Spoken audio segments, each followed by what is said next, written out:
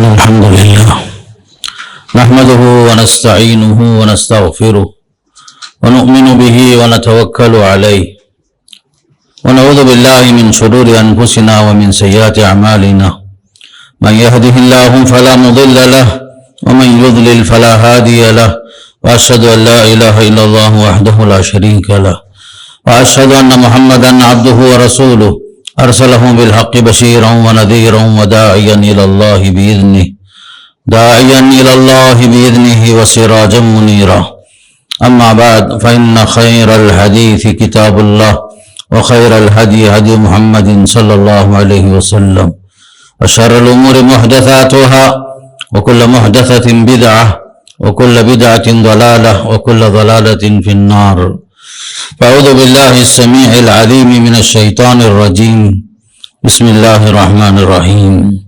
النبي أولى بالمؤمنين من أنفسهم وأزواجه أمهاتهم. عن أبي هريرة رضي الله عنه قال رسول الله عليه الصلاة والسلام: من صلى علي واحدة صلى الله عليه بها عشرا. رواہ مسلم. تمام تعریفیں اس اللہ کے لیے جس نے نبی کریم صلی اللہ علیہ وسلم کو رسول رحمت بنا کر، رحمت للعالمین بنا کر، سید المرسلین بنا کر مبعوث فرمایا. درود و سلام ہو اللہ کے نبی صلی اللہ علیہ وسلم پر، آپ کے صحابہ کرام، تابعین اور تبع تابعین سے اللہ راضی ہو. اللہ تعالیٰ ان سب کے خدمات قبول فرمائے اور انہیں جنت نصیب فرمائے، اور ہمیں بھی اتباع رسول کی توفیق عنایت فرمائے اور جنت میں جانے کی توفیق نصیب فرمائے. محترم حضرات و خواتین، ابھی آپ کے سامنے سورہ احزاب کی آیت کا ایک حصہ اور مسلم شریف کی ایک حدیث آپ کے سامنے رکھا. آیت میں اللہ کا یہ پیغام ہے: النبی اولی بالمؤمنین من انفسہم وازواجہ امہاتہم. نبی کریم صلی اللہ علیہ وسلم اہل ایمان کے لیے ان کی اپنی جان سے بھی زیادہ مقدم ہیں، اور آپ کی بیویاں ازواج مطہرات رضوان اللہ علیہم امت کی مائیں ہیں. اور حدیث میں آتا ہے اللہ کے نبی علیہ السلام نے فرمایا: جو بندہ مجھ پر ایک بار درود بھیجتا ہے اللہ اس پر 10 مرتبہ رحمت نازل فرماتا ہے. اہل ایمان کے لیے سب سے بڑا امتحان یہ ہے کہ ایمان جب ہم لاتے ہیں اللہ کی ذات پر، اس کے رسول پر، آخرت پر، تقدیر پر، فرشتوں پر، آسمانی کتابوں پر، تو ساتھ میں ایمان کے کچھ تقاضے بھی ہیں، خاص کر اللہ کے رسول صلی اللہ علیہ وسلم پر ایمان لانے کے ساتھ. زبانی دعویٰ کافی نہیں ہوتا، زبان سے اقرار بھی ہو، دل سے جو ہے آدمی تصدیق بھی کرے، اور انسان اپنے اعضاء اور جوارح سے اس کا ثبوت پیش کرے.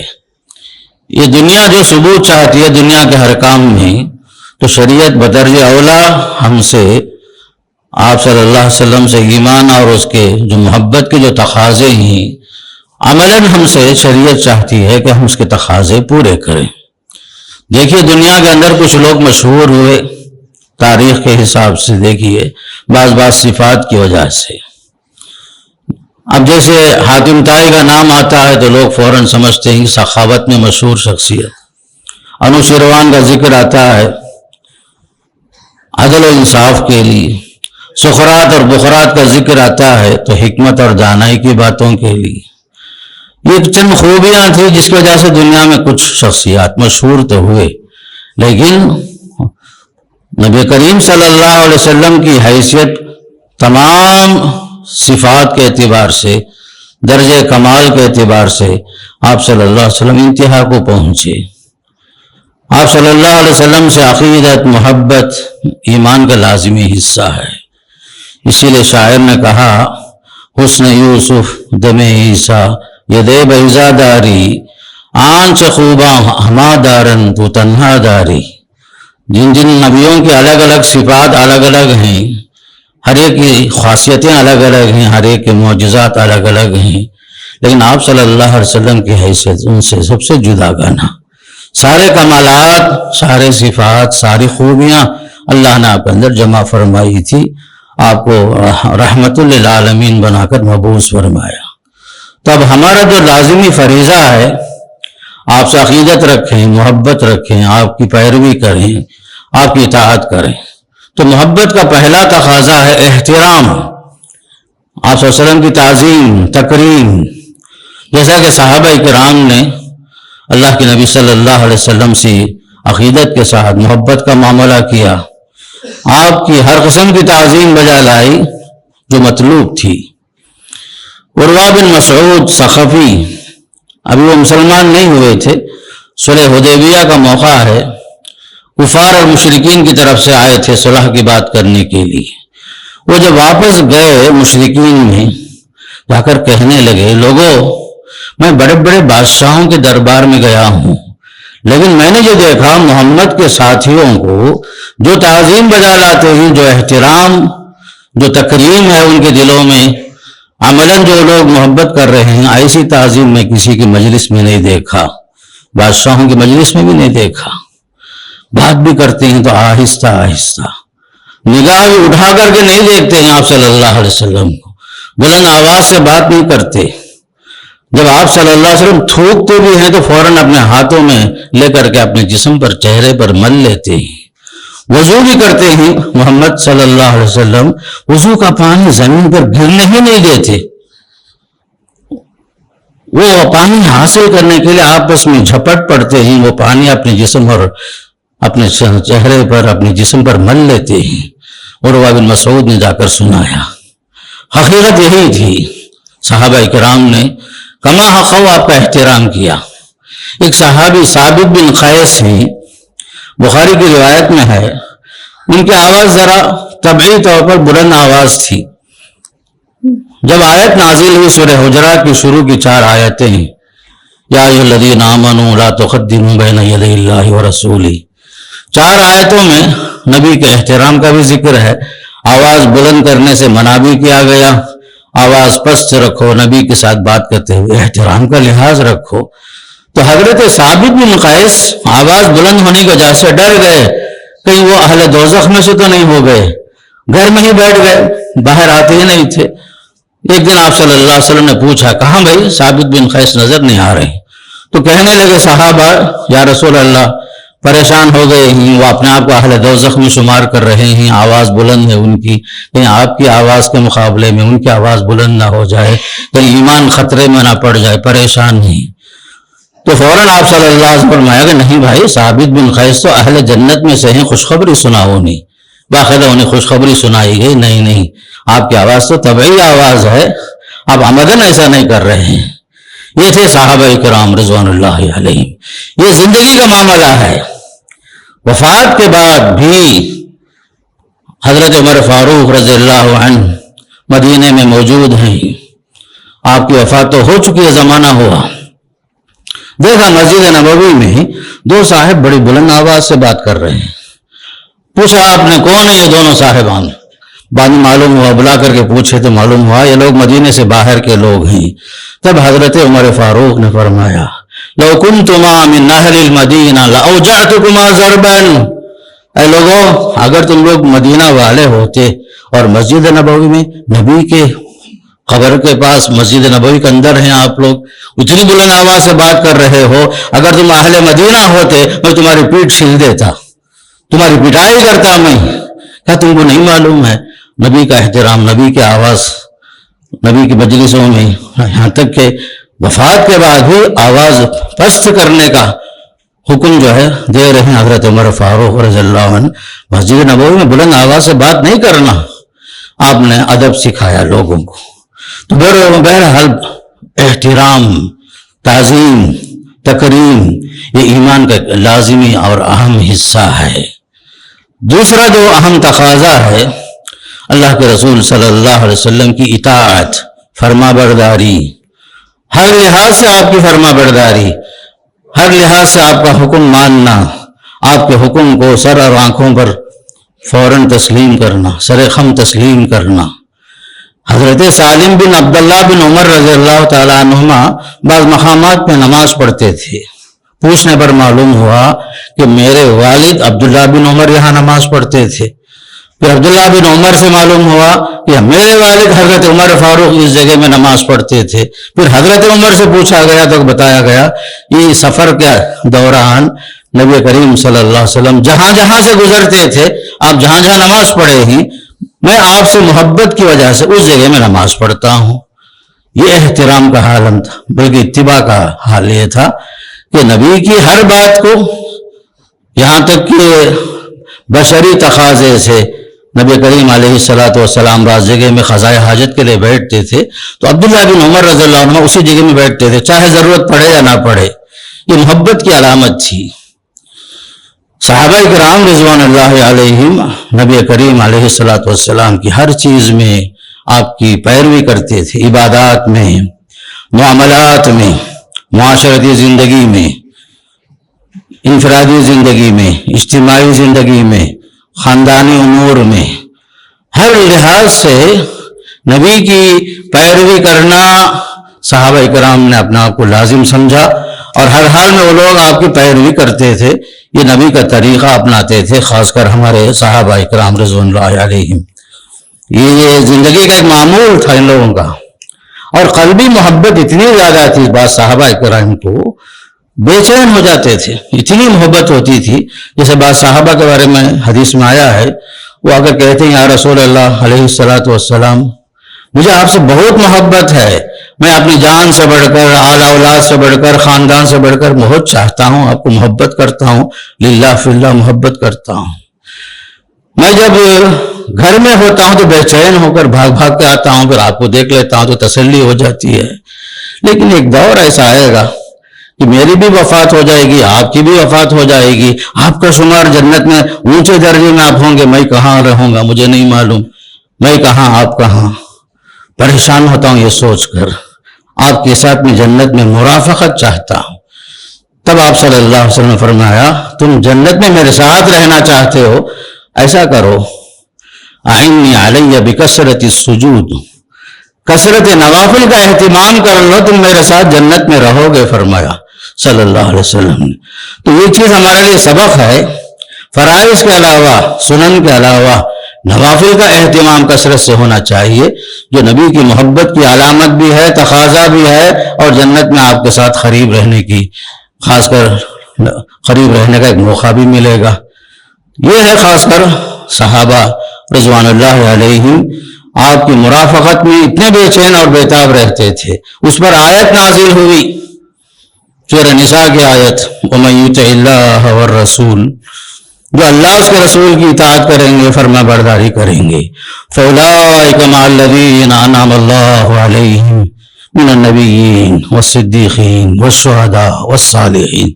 وہ تو ان لوگوں کے ساتھ ہوں گے جن پر اللہ کا اکرام ہوا، نبیوں میں سے، صدیقوں میں سے، شہداء میں سے، صالحین میں سے. تو آپ سوچئے صحابہ کی اس تڑپ اور اس قلبی محبت کا اظہار جو ہے خود قرآن کی آیت سے معلوم ہوتا ہے. اللہ نے اس پر آیت نازل فرما دی. اگر آپ چاہتے ہیں کہ نبیوں کے ساتھ رہو، صدیقوں، شہداء اور صالحین کے ساتھ، اطاعت واجب ہے، اطاعت واجب ہے. اور ایک ہے نبی سے قلبی محبت، ظاہر میں بھی باطن میں بھی. ایسا نہیں کہ ہم جو ہے صرف زبان کے ساتھ اقرار کر لیں، نہیں، محبت کے تقاضے میں سے تیسرا تقاضا یہ کہ قلبی محبت ہو. قلبی محبت ظاہر میں بھی باطن میں بھی ہو. جب اللہ اس کے رسول کا فیصلہ سامنے آ جائے تو ہم جو ہے سارے احکامات ایک طرف، سارے خواہشات ایک طرف، نبی کا حکم سر اور آنکھوں پر. یہ ایمان کا اہم تقاضا ہے. ایسا نہیں کہ ہم خواہشات کو مقدم رکھیں، بیوی بچوں کو مقدم رکھیں، دنیا کی محبت کو سامنے رکھیں، نہیں. ایمان کا تقاضا، قلبی محبت کا تقاضا یہ ہے کہ ہم جو ہے نبی کے فیصلے کو تسلیم کر لیں. جب تک ایمان کامل نہیں ہوگا، فرمایا اللہ تعالیٰ سورہ نساء میں، فَلَا وَرَبِّكَ لَا يُؤْمِنُونَ حَتَّى يُحَكِّمُوكَ فِي مَا شَجَرَ بَيْنَهُمْ. آپس کے ہزار اختلاف صحیح، جب نبی کا فیصلہ آ گیا تو آپ کا فیصلہ آخری فیصلہ. آپ کے فیصلے کے مقابلے میں کسی اور کا فیصلہ ہمیں نہیں چاہیے. آپ کی شریعت کے مقابلے میں کوئی اور شریعت نہیں چاہیے. آپ کا قانون ہمارے لیے سر آنکھوں پر. دنیا کے سارے قوانین ایک طرف، اللہ کا قانون، اللہ کی شریعت، آپ کی لائے ہوئے قوانین، یہ سر اور آنکھوں پر ہونا چاہیے۔ قلبی محبت کا اظہار اس طرح ہوگا، آپس کے ہزار جھگڑے سے ہی، بھائی بھائی کا جھگڑا، آپس میں بہن بھائیوں کا جھگڑا، لیکن قانون شریعت سامنے ہے، اس کا فیصلہ ہے تو یہ آخری فیصلہ۔ بلکہ اللہ نے یہاں تک فرمایا وَمَا كَانَ لِمُؤْمِنٍ وَلَا مُؤْمِنَةٍ إِذَا قَضَى اللَّهُ وَرَسُولُهُ أَمْرًا أَن يَكُونَ لَهُمُ الْخِيَرَةُ مِنْ أَمْرِهِمْ۔ نہ مومن اور مومنہ کے حق میں کوئی گنجائش ہے کہ جب اللہ اس کے رسول فیصلہ کر دیں تو اپنی طرف سے کسی بات کا وہ فیصلہ کریں۔ ہمارے ہر فیصلے میں شریعت کا فیصلہ ہر حال میں مقدم ہو، یہ قلبی محبت کا اظہار ہے۔ قلبی محبت اس طرح بھی ہے، بعض مرتبہ آپ دیکھتے ہیں حضرت عمر فاروق رضی اللہ عنہ طواف کر رہے ہیں، طواف کرتے ہوئے ان کے ایمان کا جائزہ لو، غیرت ایمانی دیکھو حضرت عمر فاروق کا رضی اللہ عنہ، طواف کرتے کرتے ایک مرتبہ حجر اسود کو دیکھ کر کہتے ہیں اعلم انک حجر، مجھے معلوم ہے تو پتھر ہی ہے، لا تضر ولا تنفع، نہ تیرے سے کوئی فائدہ ہے نہ تیرے سے کوئی نقصان ہے۔ لولا انی رأیت رسول اللہ علیہ السلام قبلک ما قبلتک ابدا، اے حجر اسود، چونکہ میرے نبی نے تجھے بوسہ دیا ہے اس لیے میں تجھے بوسہ دیتا ہوں، اگر میرے نبی تجھے بوسہ نہیں دیتے میں تجھے کبھی بوسہ نہیں دیتا، کیونکہ میرے نبی کا طریقہ ہے، میرے نبی سے مجھے محبت ہے، میں آپ کا اتباع کر رہا ہوں، آپ کی پیروی کر رہا ہوں، اس پیروی میں تجھے بوسہ دیتا ہوں، حالانکہ معلوم ہے تو پتھر ہی ہے، تیرے سے نہ فائدے کی امید ہے نہ نقصان۔ یہ ہے خاص کر ہمارے ایمانی غیرت حضرت عمر فاروق رضی اللہ عنہ۔ تو قلبی محبت کے اندر یہ سب چیزیں لازمی ہوتی ہیں کہ آدمی دل سے ہر لحاظ سے نبی کو اپنا پیشوا مانے، رہبر مانے، رہنما مانے، امام المرسلین مانے، اللہ کے بعد رسول کے فیصلے کو ہر حال میں قبول کر لے۔ اتباع کے اندر یہ لازمی ہے۔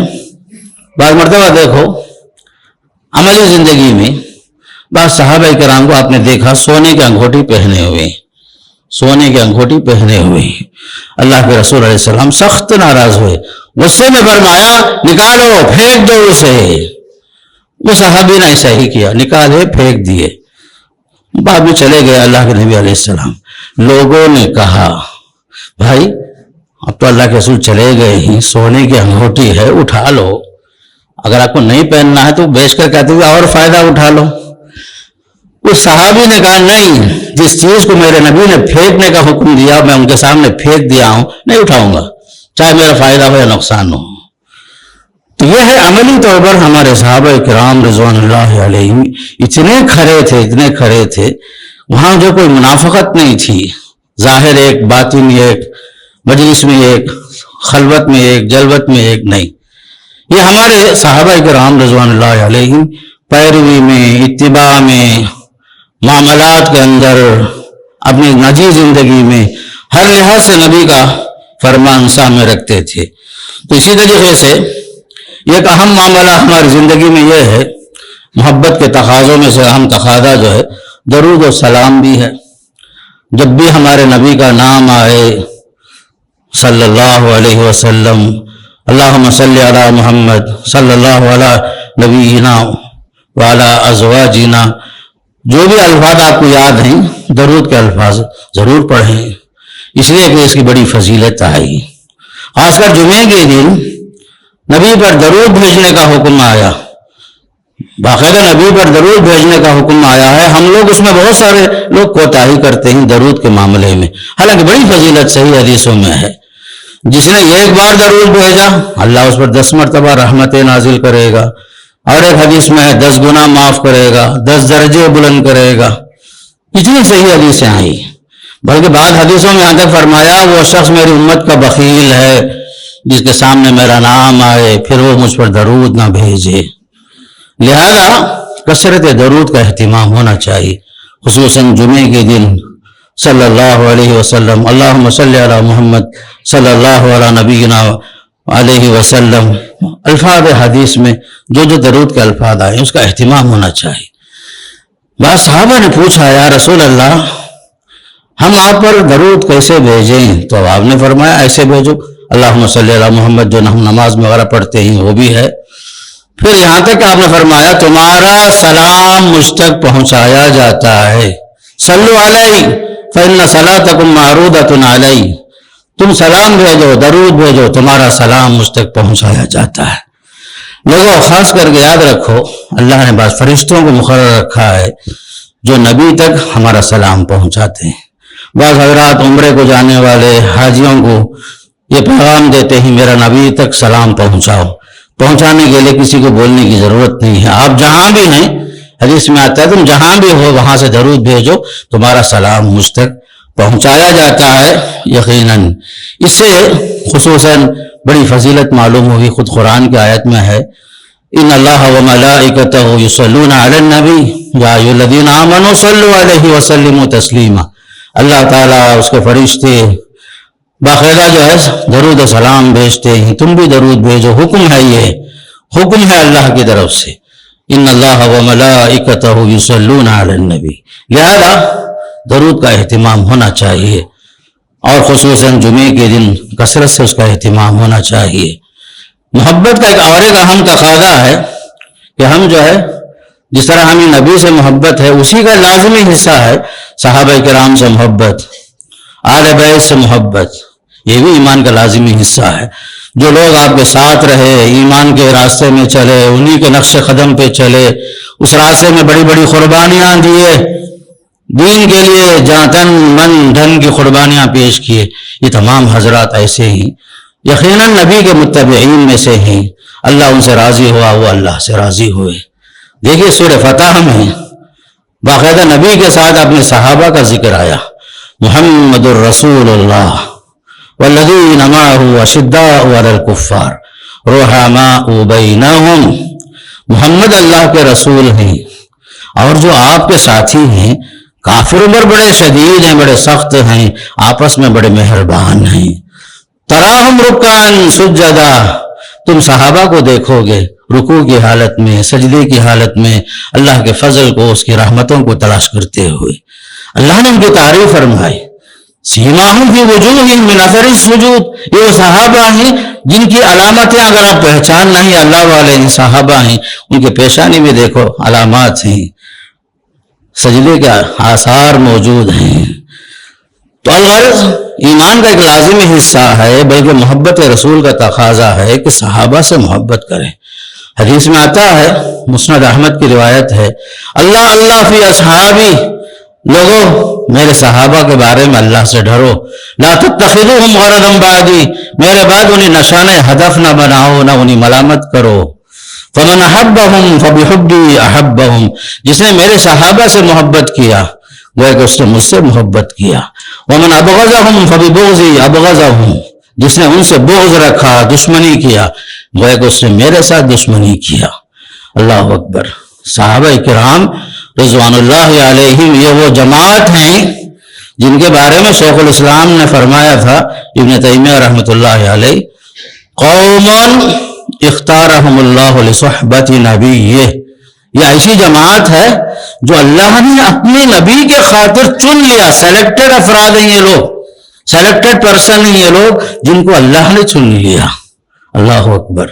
صحابہ میں سارے صحابہ کلہم عدول کا درجہ ہے، سب کے سب انصاف پسند لوگ ہیں، ان پر ایمان، ان کے لیے عقیدت محبت ہونی چاہیے، ان کے لیے جو لقب ہے رضی اللہ عنہ اس کا استعمال ہونا چاہیے۔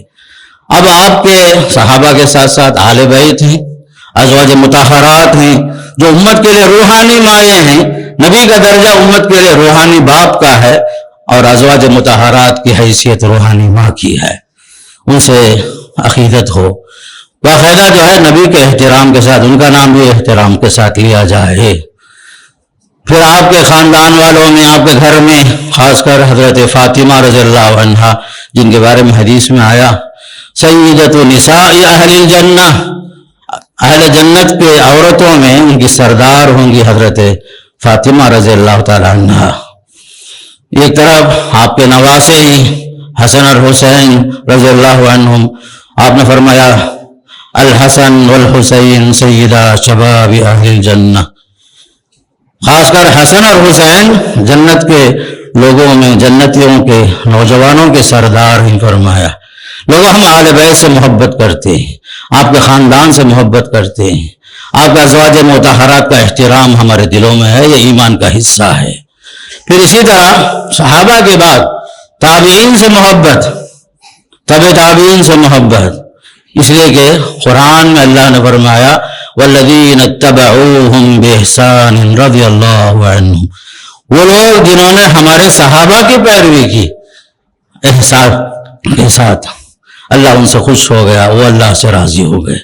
تمام حضرات تابعین، تبع تابعین، محدثین کرام، ائمہ اعظام، فقہائے کرام، جتنے بھی ہمارے اسلاف ہیں جو صحابہ کے نقش قدم پر چلے، تابعین، تبع تابعین، محدثین، فقہائے کرام، ائمہ اربعہ، جتنے بھی محدثین ہیں، علماء ہیں، جنہوں نے مفسرین ہیں، شارحین حدیث ہیں، جو دین کی خدمت میں لگے رہے، سب سے محبت ہو، کسی سے بغض نہ ہو. یہ سب جو وہ حضرات ہیں جو دین کی خاطر پوری زندگی گزار لی. لیکن ایک چیز یاد رکھو، ان تمام چیزوں میں خلاصہ یہ ہے، اطاعت رسول کی ہوگی. اللہ کے رسول کی اطاعت سارے معاملات میں ہوگی، زندگی کے ہر شعبے میں ہوگی، عبادات میں بھی، معاملات میں بھی، اخلاق میں بھی، معاشرتی زندگی میں بھی، ہر لحاظ سے نبی کا طریقہ مقدم. ہمارا چلنا پھرنا، اٹھنا بیٹھنا، ہر چیز ہمارے نبی کے طریقے کے مطابق ہو. یہاں تک کہ ہماری شکل و صورت، ہمارا لباس سب نبی کے طریقے کے مطابق ہو. شکل و صورت میں ایمان نظر آئے، شکل و صورت میں جو ہے دیکھنے کے ساتھ آدمی کو ایمان نظر آئے، اسلام نظر آئے، دیکھ کر لوگ پہچان لے کہ یہ مسلمان ہے. چہروں میں ذرا داڑھیوں کو ذرا نمایاں رکھو، لوگوں خشخش داڑیاں، برائے نام داڑیاں، ہر ہفتہ شیونگ کرنا، یہ سب ہمارے مسلمان کی علامت نہیں ہے، یہ محبت رسول کی علامت نہیں ہے. آپ کا لباس ہمیشہ کچھ بھی پہنو، آپ ٹخنے سے اوپر ہو، خاص کر مردوں کا لباس ٹخنے سے اوپر ہمارا لباس ہو. کچھ بھی پہنو آپ، شریعت منع نہیں کر رہی، مہنگے سے مہنگے کپڑوں کوئی حرج نہیں، لیکن آپ کا لباس شرعی ہو، وضع خطا شکل صورت اسلامی ہو. نام آپ کا ایمان کا ہے، اہل ایمان کا ہے، کام بھی آپ کا ایمان والوں کا ہو، عبادات میں آپ پکے ہوں، نمازوں کی پابندی ہو، آپ کی سنن نوافل کی پابندی ہو، اور ہماری تجارت اسلامی ہو، لین دین ہمارا اسلامی. یہاں تک کہ کپڑا پہنتے ہوئے بھی سنت کا طریقہ اپنائیں، سیدھے ہاتھ سے کپڑے کو داخل کریں، سیدھا ہاتھ پہلے داخل کریں، سیدھا پاؤں پہلے داخل کریں لباس میں. جوتا پہنتے ہوئے پہلا سیدھا پاؤں داخل کریں، جوتا نکالتے ہوئے آپ جو ہے بایاں پاؤں پہلے نکالیں گے. یہ نبی کا طریقہ. یہاں تک کہ پیشاب کے لیے بیٹھتے ہیں تو بیٹھ کر پیشاب کریں. یہ کھڑے کھڑے پیشاب کرنا، جیسے کہ میں دیکھ رہا ہوں مختلف جگہ میں، آپ بھی دیکھتے ہیں، یہ اسلامی نہیں ہے. غیروں کا طریقہ ہم اپنائے، ایسا کپڑا ہم پہنتے ہیں، بیٹھ ہی نہیں سکتے ہم لوگ قضاء حاجت کے لیے، پیشاب کے لیے. خاص کر لباس ہمارا ڈھیلا ڈھالا ہو، جہاں آپ پیشاب کے خطروں سے بچیں، اس لیے کہ عام طور پر آداب خبر کا ذریعہ یہ ہمارے پیشاب کے خطرے بنیں گے، حدیث میں آتا ہے. پھر اسی طرح ہمارا کھانا پینا سب اسلامی ہو، اسلامی طریقے پر. کھڑے کھڑے کھانے کا رواج زیادہ ہو گیا ہے، دعوتوں میں بفے سسٹم کے نام سے ہاتھ میں پلیٹ لیے کھڑے کھڑے کھانے کی عادت ہو گئی ہے. غلط ہے میرے دوستو. اگر آپ دعوت کا انتظام کرتے ہیں تو مہمانوں کا اکرام کرو. مہمان کی تعظیم ایمان کا حصہ ہے، بٹھا کر کھلاؤ. یہ کھڑے کھڑے کھانا، ہاتھ میں پلیٹ لے کر گھومتے جانا، چار طرف سے چار چیز لے کر کے بعد میں مہمان بیٹھ کر کھائے، نہیں. ایمان کا حصہ ہے، مہمان کو بٹھاؤ، بٹھا کر کے لا کر کھلاؤ اسے. ایسا نہیں کہ ہاتھ میں پلیٹ لے کر گھومتے رہے فقیروں کے انداز میں، نہیں. یہ سب طریقہ ہمارا طریقہ نہیں ہے میرے دوستو. کھانا ہے بسم اللہ کے ساتھ کھاؤ، جتنا ضرورت ہے اتنا لو، کھانے کو ضائع نہ کرو، فضول خرچی نہ کرو، اور مل جل کر کھاتے ہیں. حدیث میں آتا ہے درمیان میں ہاتھ مت ڈالو، درمیان میں ہاتھ ڈالنے سے منع کیا، اس لیے کہ برکت وہاں نازل ہوتی ہے۔ مل جل کر کھانے کی ترغیب دی گئی، اس لیے کہ مل جل کر کھانے سے، جماعت کے ساتھ کھانے سے برکت ہوتی ہے۔ تو ہر لحاظ سے میرے دوستو سنت، محبت اللہ کے رسول کی نمایاں ہو پوری زندگی کے اندر۔ آپ نکاح بھی کریں اسلامی طریقے سے، بیوی بھی آپ کے پاس آ گئی ہے، اس کے ساتھ اچھا سلوک کریں، اچھے شوہر بنے، مثالی شوہر بنے۔ باپ کی حیثیت ہے، مثالی باپ بنے۔ گھر کے بڑے ہیں، گھر کے بڑے کی حیثیت سے بھی آپ کی پوری ذمہ داریاں آپ کو یاد ہونا چاہیے۔ الغرض اتباع رسول کا مطلب پوری زندگی میں، ہماری نجی زندگی میں، معاشرتی زندگی میں، عبادات میں، معاملات میں، معاشرت میں، ہر لحاظ سے اتباع کے طریقے ہمارے سامنے آئیں، نبی کا طریقہ ہم فالو کریں۔ ایسا نہیں کہ صرف مسجد کے حد تک آپ مسلمان ہیں، باہر گئے تو ہی حالت جو آپ کی ہے اور غیروں کے درمیان کوئی فرق نہیں ہے۔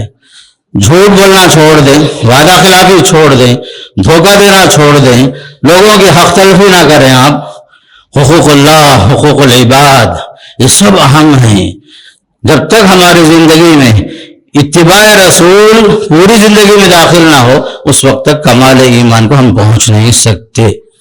حدیث میں آتا ہے لا یؤمن احدکم حتی یکون ہواہ تبعا لما جئت بہ، وہ آدمی اس وقت تک کامل مومن ہو ہی نہیں سکتا جب تک کہ اس کے خواہشات میری شریعت کے تابع نہ ہو جائیں۔ ہمارے خواہشات کو اسلامی بنائیں، ہر لحاظ سے اسلامی بنائیں، تب چل کر کے ایمان کامل ہوگا، تب چل کر کے آپ اپنے دعوے میں صحیح ہوں گے۔ ہمارے صحابہ کی جو فضیلت یا ان کا ذکر خیر جو قرآن میں ہے، ایسے نہیں ہے۔ یہ وہ لوگ جو کامل تھے ہر لحاظ سے، نبی کی آواز پر فوراً بھاگنے والے، اٹھ کر بھاگنے والے۔ ایک جنگ کا موقع ہے، نئے نئے صحابی ہیں، شادی شدہ ہیں، اعلان جنگ ہوتا ہے، ابھی غسل بھی نہیں کہ غسل جنابت، حکم رسول پر فوراً بھاگے، میدان جنگ گئے، شہید بھی ہو گئے۔ بعد میں وحی کے ذریعے سے اطلاع ملی یہ صحابی حالت جنابت میں تھے، فرشتوں نے ان کو غسل دیا۔ غسیل الملائکہ کے نام سے صحابہ مشہور ہوئے، بعض صحابہ فرشتوں نے غسل دیا، اس لیے کہ وہ حالت جنابت میں اعلان جنگ کے ساتھ حاضر ہو گئے۔